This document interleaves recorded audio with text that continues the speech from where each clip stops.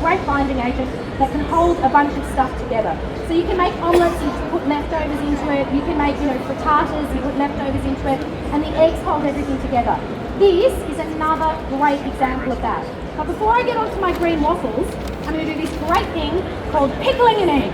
Who's tried pickled eggs? That's yours. I've got like so many no's. This surprises me. I love I love pickled eggs. You'll see them in the UK. They're often in at pubs and stuff. They'll often have them on the menu as like a great little snack that you can have. I absolutely love pickled eggs, and the ones that I'm making today. Come on in if there's a seat, guys. Don't be shy. I think there's a couple of seats. Come on in. So I'm going to make some pink pickled eggs today because they look spectacular. I make these every Christmas, I make them every Easter, and I often just have them in the fridge. This will be interesting. I don't know what a pickled egg is. So the first thing I'm going to do is make a pickling liquid. Anyone here pickle things at home? Pickle vegetables, pickled onions, anyone? I love pickled onions as well. This is a great pickling liquid. So what we're going to do first is just mix that together in our pot. So I've got some sugar. And the great thing about making your own version of this is you can adjust the sweetness or the saltiness of the pickling liquid to whatever level you like. So I've got some sugar this in is my like pot. a I've got some tea egg water. or a soy There's a egg. bit of salt in that as well, I should say. So salt, sugar, water. I've got some vinegar here. Now you can use white vinegar or apple cider vinegar.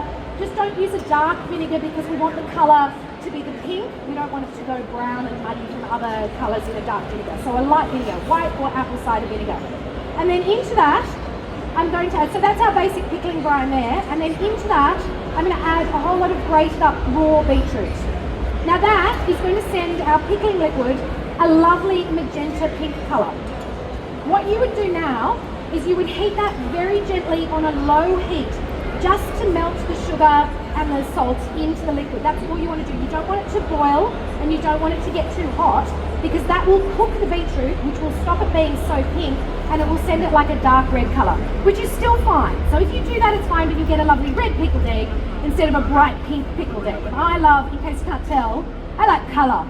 So we're going to go for the bright pink pickled egg today. So that is our basic pickling liquid right there.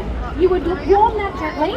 Once it's warmed and all the sugar and salt's dissolved, you take it off the heat, put it into a bowl and cool it. And here's our cooled pickling liquid here. You can see it's bright pink and absolutely gorgeous. Now this is great for pickling vegetables as well. If you want to, you can put some veggies in there, do whatever you like with that. But I'm going to do this. I've got two beautiful Australian eggs here. Now these have already been boiled and peeled. Yeah. You can do soft boiled, medium, hard boiled, whatever you prefer. Who likes a soft boiled egg? Oh, we can be friends.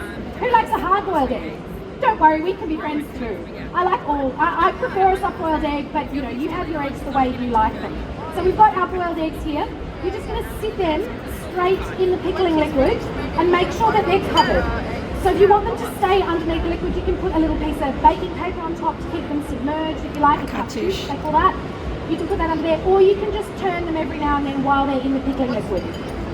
The longer they stay in that pickling liquid, the pinker they are going to become, because the white is going to suck in that pickle juice and the pinkness and start to take on this beautiful colour.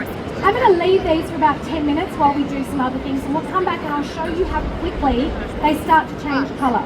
But we've also got some that were done earlier so that you can see the difference again, because again, the longer you let these sit, the further into the egg the pink will go. If you let these sit for 20 minutes, they get